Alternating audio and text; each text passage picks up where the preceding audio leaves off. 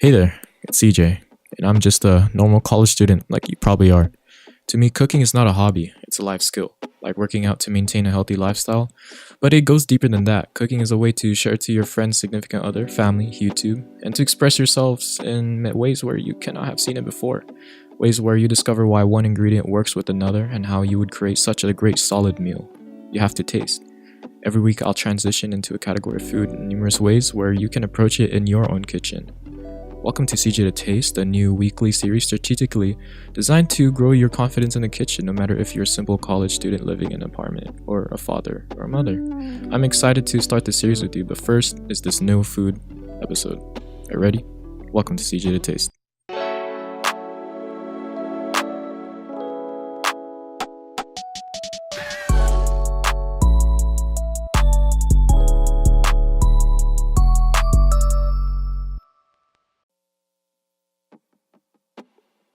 First, let's start with the essentials in your kitchen. Every chef needs a chef's knife.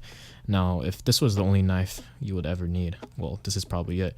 This is how you grip an actual chef's knife. You don't use the actual handle. You make a closer grip to the actual knife because it's a much more easier and much more control. This calls for more comfortability than the brand, and the shape of the knife calls for the movement, so you can do a rocking back and forth motion because I have a round knife. This is essentially good for literally anything. We will go over the mincing and slicing process in the next episode. However, any cook that has the chef's knife is also in need for the stainless steel saute pan. I know what you're thinking. This is pretty scary because it is the pan that sticks. However, that is the point. The point is for when you sear, the thing is supposed to, anything from steak to chicken, is supposed to stick to for that amazing crust. This is pretty heavy, but comfortability in your hand is everything. This is good for proteins, potatoes, anything to give essentially a brown crust. Now, the alternate pan to be, in use, other than the sticking and for searing, is when it's non-stick skillet. And the name implies that this is to not make anything stick on the skillet. However, there are cons to this. It can easily scratch because of the slick coating, and because of the slick coating, it has pretty much a short lifespan. I mean, look at this little sucker. This is pretty much good for anything to not stick, so your morning eggs or your hash browns and your crepes. I mean, who doesn't like crepe? And yeah, I'm just figuratively flipping everything right now because it's so light. Now, this is the stainless steel saucepan. It is high-walled, which is good for not reducing much to making sauces. The less surface area means that there'll be less evaporation, so, more sauce, you get lost in the sauce. This is what you need to basically essentially make any type of sauce, which we'll be looking over in the next few episodes. Are you ready?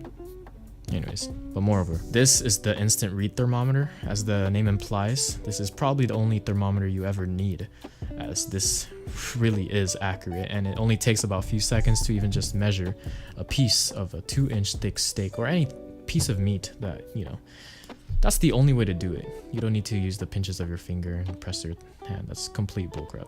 This is good for anything, for thick cuts or frying oil.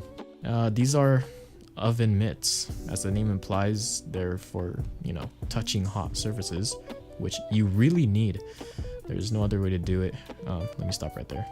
There is actually a way to do it. You can get different mitts, which you can, have separate for separate fingers. So I'm gonna just make more, stuff. You definitely need these mixing bowls, any mixing bowls, honestly. These will last you years. These lasted me at least 10 years. At least that's what my parents say. This one's an actual new one. I like this big one. I like all the different sizes. You definitely need this for literally everything. Mixing. Duh. And now you need this cutting board, obviously. This is kind of like a misconception here. You need the biggest cutting board out here. You do not want to get this small 3-in-1 combo deal from IKEA. Because why? Because when you cut carrots or any root vegetables like this, they'll fly out, and you do not want your carrots or whatever root vegetables to fly out, so you need a bigger one. And honestly, I just wish I had a wooden table. I don't need a cutting board, but this cutting board should suffice. be sufficed. Now, this is what I'm talking about. This is a small little cutting board, and it's just way too small, man. Like, you can use it for like any like camping trip or something like that, but like, bro, it's plastic and it's pretty hard to use. Nah, whatever. I don't like this.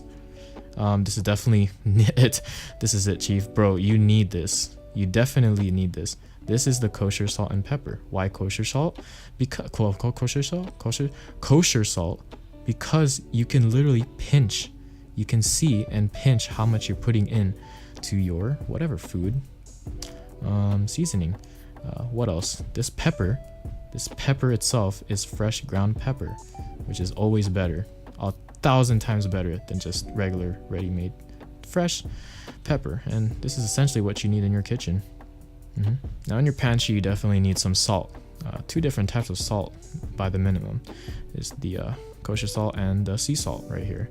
Now this one right here, I know it says iodized, but it's because I forgot to get the kosher. Anything will do, Morton. It's good for seasoning. And the sea salt is great for garnishing to make some texture. And also you need these baking ingredients, all the 4 kings right here. Flour, you got granulated white sugar, you got baking powder and baking soda. That's all you need. Now what you need are the vinegars. Now there are different uses, very important. This is the apple cider vinegar, good for your GI tract. The next one would be the white vinegar, and then the next one would be the balsamic vinegar, which is pretty much good for all the breads and, you know, dipping, even salad. The next one should be good. This is called the red wine vinegar, again for salad dressing. And the key to almost all Asian delicacies and cuisines are the rice wine vinegar, which is essential to East Asian cuisine. And these are your oils that you pretty much need. Starting from the left, this is the corn oil. Any good natural frying oil. Right here, olive oil, flavor, not high heat. However, this one right here, peanut oil or grapeseed, has a very high smoking point, which is so good for searing. That's why you can see I have a little bit left. Right here, everybody eats this. You can guess what it is. Come on, guess it. Yep, that is right. This is rice. I know it's not white because my family gone healthy. And yep, I mean, jasmine's a great start, but we got some brown rice. Obviously this one is gonna be the soy sauce from Asian to umami bomb in your gravy. That's basically anything you can use. You definitely need this. Next would be the sesame oil. This is very useful in salads, noodles, and stir fry. A little more acquired to taste, but this should be sufficed as well. Next will be fish sauce. I know it's kind of different, but it's not that fishy. Just kidding, it really is. But it is umami packed and blows your mind. It's full of umami. And the last one, honey, is honey. I mean, what pantry is without honey? It ain't no pantry without this. And guess what? It could never go bad. So you definitely need this. Well, yeah, that's pretty much it. That's all my kitchen and pantry essentials. See you next episode.